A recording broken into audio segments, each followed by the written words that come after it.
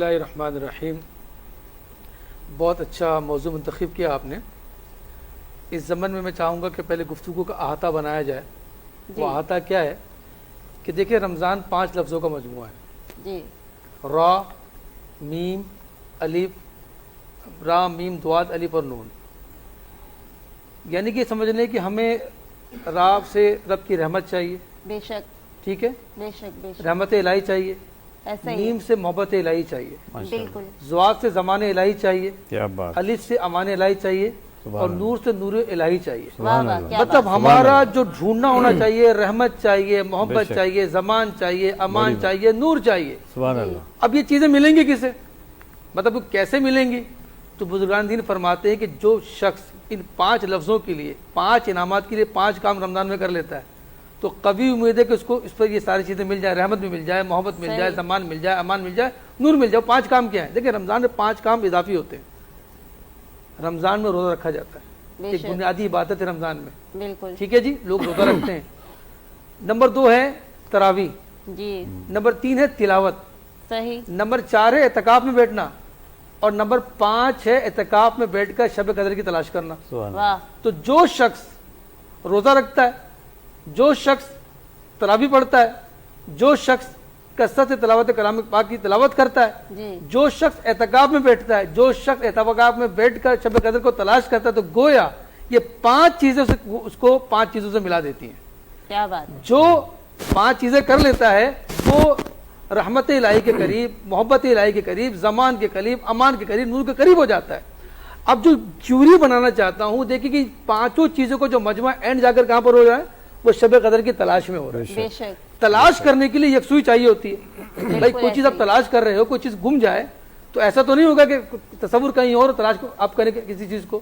تو تلاش کرنے کے لیے یکسوئی چاہیے. بے شک. دیکھیں اعتکاف ہے فرض کفایہ. اگر کوئی شخص اعتکاف میں بیٹھتا ہے، ٹھیک ہے جی، وہ پورے اپنے محلے کے لیے شیلٹر لے کے آ جاتا ہے. مطلب اگر کوئی شخص نہ بیٹھے پورے محلے میں تو سب کے سب گناہگار ہو جائیں گے. صحیح. فرض کفایہ عبادت کا نام ہے. تو مطلب یہ سمجھے کہ جو شخص اعتکاف میں بیٹھ رہا ہے نہ صرف اپنا اعتکاف کر رہا ہے بلکہ پورے محلے کو شیلٹر دے رہا ہے. مطلب اس کے پورے محلے والے فیضیاب ہو رہے ہیں. اچھا جی، اتنا بڑا کام کر لیا. میں نے کہا کہ کوئی چیز تلاش کرنی ہو تو یکسوئی چاہیے ہوتی ہے. تو میرا جب معتکف بھائی اگر یکسوئی سے اعتکاف کرے گا، ٹھیک ہے جی، تلاوت کلام پاک سے آغاز کرے گا، ذکر اذکار کرے گا، نمازیں پڑھے گا، اس طرف دھیان دے گا تو ہمیں فائدہ ہوگا نا. لیکن آپ کو میں بتاتے ہوئے بہت شرم محسوس کرتا ہوں. عجیب سی گفتگو ہے، میں کیا کروں، لیکن چونکہ معاشرہ ہے مجھے بولنے دیا جائے. پرابلم یہ ہے کہ جب کوئی شخص گھر سے جاتا ہے نا، اس کے دوست یار جاتے ہیں تو ایسا لگتا ہے کہ وہ جگہ بدل گئی ہے لیکن محفل وہی والی ہے. صحیح. جو روڈوں میں بیٹھ کے، جو چبوتروں میں بیٹھ کے مذاق مسکری، ہنسی مذاق، ہاں جی، گفتگو، ہاں جی، موبائل دکھانا. تو میرے وہ بھائی جو گھر سے جاتے ہیں دوستوں، وہ دوست جو معتکف سے ملنے جاتے ہیں، خدارا یہ جو اعتکاف میں بیٹھا ہے نا، ہمیں شیلٹر دینے کے لیے بیٹھا ہے، ہمیں برکت رحمتیں دینے کے لیے بیٹھا ہے. ایک معتکف سب کے لیے شیلٹر بنا دیتا ہے. جب اس معتکف کو آپ دنیاوی باتوں میں لگا دو گے تو پھر کیا ہوگا؟ صحیح. دنیا کی بات کرنا، مسجد میں دنیاوی بات کرنا آپ کے اعمال کو برباد کر دیتا ہے. عجیب، وہ اعتکاف میں بیٹھنے گیا تھا اپنے اعمال کے اضافے کے لیے، خیر و برکت کے لیے گیا تھا، لیکن آپ کی تھوڑی سی بے توجہی، آپ جو گئے آپ نے دوستانہ ماحول فراہم کیا. ہونا تو یہ چاہیے تھا جو معتکف سے ملنے جائے وہ بھی اعتکاف کی نیت کر لے کہ تو بھائی کیونکہ سنت اعتکاف میں بیٹھا ہے، میں جتنے دیر بیٹھا ہوں نفل اعتکاف کا ثواب مل جائے گا مجھے.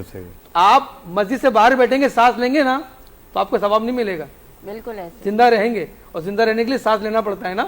لیکن آپ مسجد کے اندر بیٹھیں گے، اعتکاف کی نیت کریں گے تو آپ کو اعتکاف کا ثواب ملے گا. تو کتنا فائدہ ہے. مطلب مسجد کے باہر سانس لیں گے تو زندہ رہیں گے صرف، اور مسجد کے اندر سانس لیں گے زندہ بھی رہیں گے، ثواب بھی ملے گا.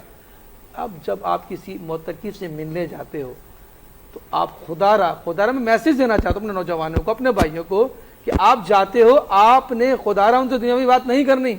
دیکھیں جو لڑکا گیا وہ بھی دنیا دار تھا، آپ تھوڑا سا اسے سرد ہو گے نا وہ شروع ہو جائے گا.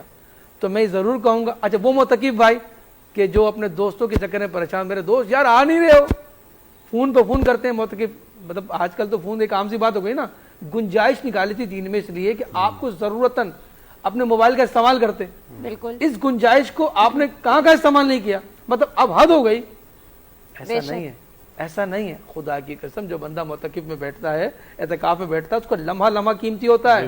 اللہ کے حبیب فرماتے ہیں کہ جو اعتکاف میں بیٹھتا ہے گویا اس نے 2 حج 2 عمرے کر لی ہیں, اس کا ثواب ملتا ہے. آپ تو حج عمرے کا ثواب کمانے گئے ہیں, آپ تو رحمت و برکت حاصل کرنے گئے ہیں. تو میں معتکف سے بھی عرض کروں گا, ان کے نمائندگان سے بھی عرض کروں گا کہ آپ نے اپنے یکسوئی کو بالکل یعنی کہ فراموش نہیں کرنا. آپ جس چیز کی تلاش کے لیے گئے ہیں وہاں یکسوئی چاہیے.